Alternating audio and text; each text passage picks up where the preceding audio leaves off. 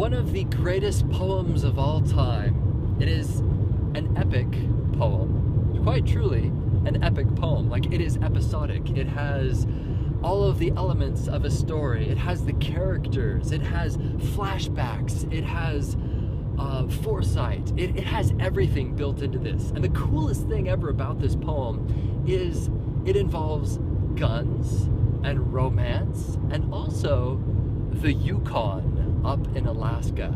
And if you've ever been up in that environment, which I have, it is one of the harshest environments in the world. I don't know how people live up there. It's just nuts. And let alone to go up there and find fame and fortune as people did way back when during the gold rush. And this story follows a man, unnamed, but he goes off in search of this gold and to build wealth and to come back and present it to this woman. And you will find out what happens to he and this woman. I was inspired to memorize this poem by my dear dad when we were up backpacking. And if you have any desire to memorize a poem and to recite it around a campfire, this is definitely the poem to memorize. Let's see if I remember the whole thing. The Shooting of Dan McGrew by Robert W. Service. A bunch of boys were whooping it up in the Malamute Saloon. The kid that handled the music box was hitting a jag-time tune. Back at the bar in a solo game sat dangerous Dan McGrew. And watching his luck was his light of love, the lady that's known as Lou.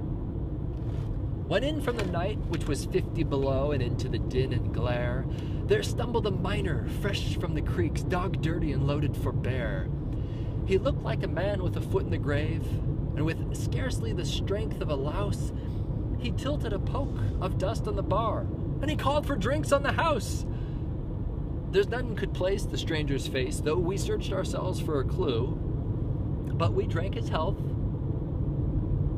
But the last to drink was dangerous Dan McGrew. There's some men's faces that just grip your eyes and they hold them hard like a spell.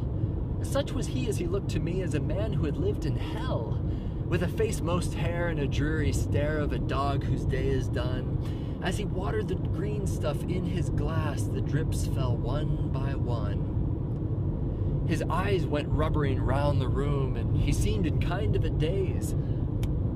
Until, at last, that old piano fell under his wandering gaze. The ragtime kid was having a drink. There was no one else on the stool. So the stranger stumbles across the room and flops down there like a fool. In a buckskin shirt that was glazed with dirt, he sat and I saw him sway. And then he clutched the keys with his taloned hands. My God, could that man play?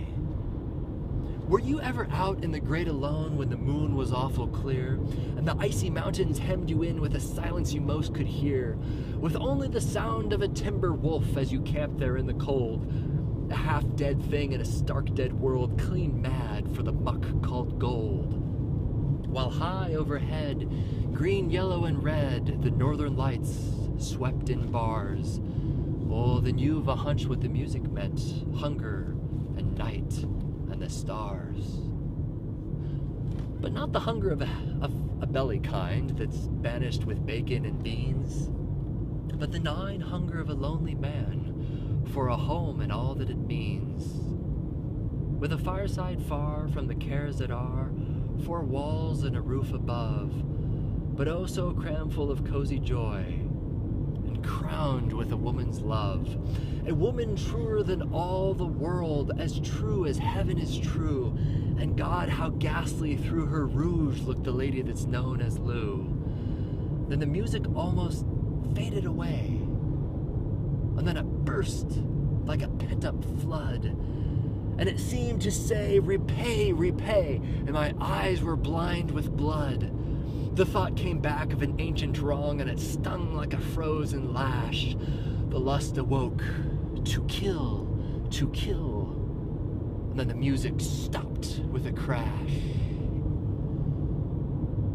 The stranger turned, and the eyes they burned in a most peculiar way.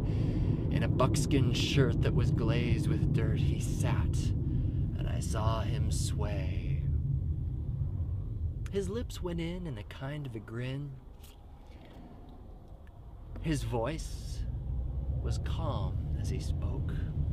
"Boys," says he, "you don't know me, and none of you care a damn. But I want to state, and my words are straight, and I'll bet my poke that it's true.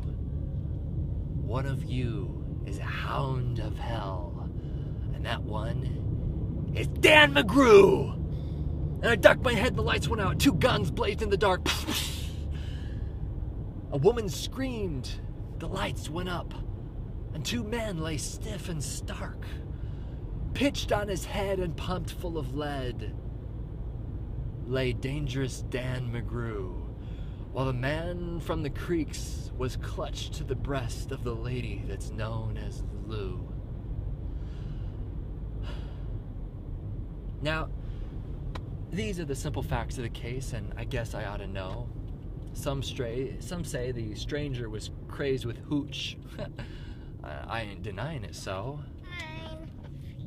Now, I'm not as wise as those lawyer guys, but strictly between us two, the lady that kissed him and pinched his poke was the lady that's known as Lou.